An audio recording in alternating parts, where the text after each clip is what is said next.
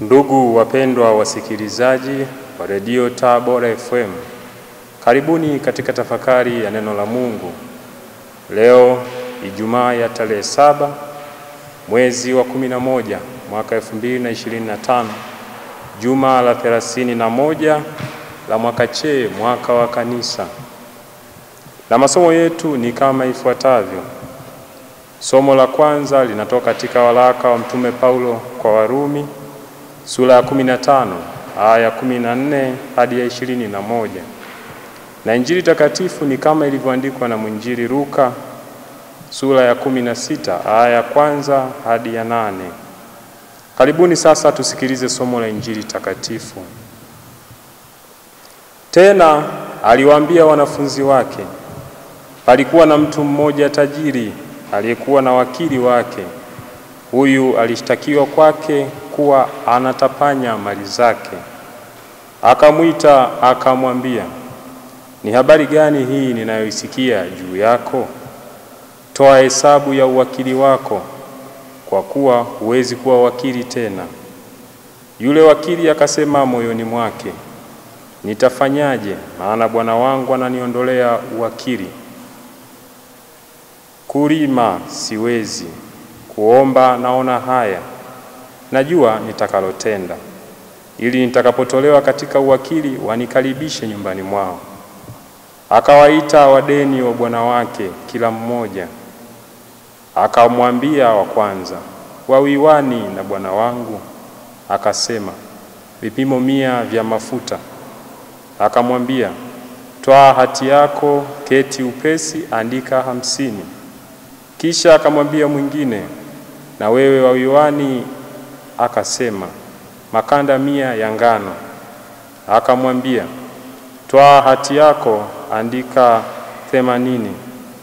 Yule bwana akamsifu wakili dhalimu kwa vile alivyotenda kwa busara, kwa kuwa wana wa ulimwengu huu katika kizazi chao wenyewe huwa na busara kuliko wana wa nuru.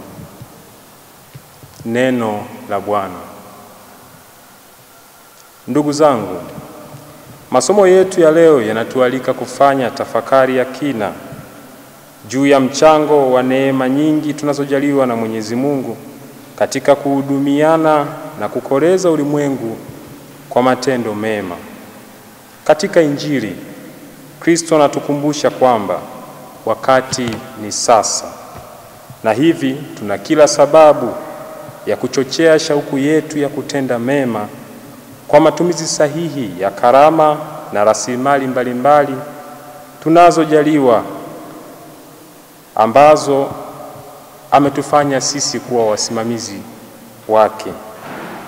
Bwana wetu Yesu Kristo anatupatia mfano wa wakili mwenye busara, ambaye bwana wake anamsifu si kwa udanganyifu aliouonyesha, bali kwa uelevu wake katika namna ambavyo amefanikiwa kujinasua katika taabu iliyokuwa mbele yake.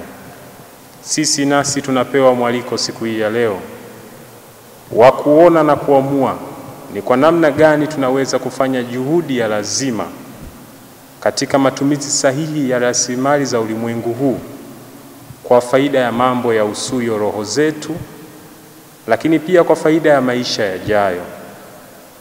Maana ni kweli tumejaliwa neema nyingi, kama ambavyo tumeambiwa katika somo la kwanza, waraka wa Mtume Paulo kwa Warumi sura ya 15 aya 14 hadi 21.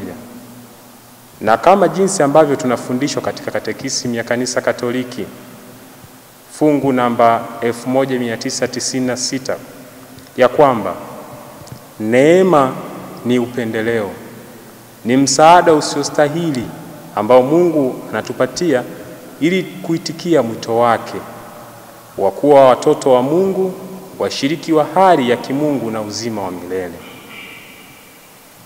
Rejea waraka wa pili wa Mtume Petro kwa watu wote sura ya kwanza aya 3 hadi 4, lakini pia waraka wa Mtume Paulo kwa Warumi sura ya 5 aya ya 2 inayosema, kwa yeye tumepata kwa njia ya imani kuifikia neema ambayo mnasimama ndani yake na kufurahi katika tumaini la utukufu wa Mungu. Hivyo basi tumshukuru Mwenyezi Mungu kwa vitu, vipaji na karama mbalimbali alizoziweka ndani ya nafsi ya kila mmoja wetu, kwani tofauti hizi ni utajiri wetu, ili tuweze kutumikiana na zaidi sana kueneza Injili kati ya makundi ya watu ambao hawajamwamini Kristo bado. Na kwa kufanya hivi tutatimiza wajibu wetu wa kitume na wa kimisionari wa kupandikiza makanisa faridi ya wazalendo ili yaweze kutoa mchango wao kwa kanisa zima. Rejea hati ya Mtaguso Mkuu wa Vatikani ya pili, decree juu ya kazi za kimisioni za kanisa, Ad Gentiles Divinitus, kifungu namba 6. Mwisho, tumombe Mungu atujalie hekima ya kutambua wingi wa neema alizotujalia na anazoendelea kutujalia katika maisha yetu, ili zitufae kwa maisha ya umilele kwake mbinguni.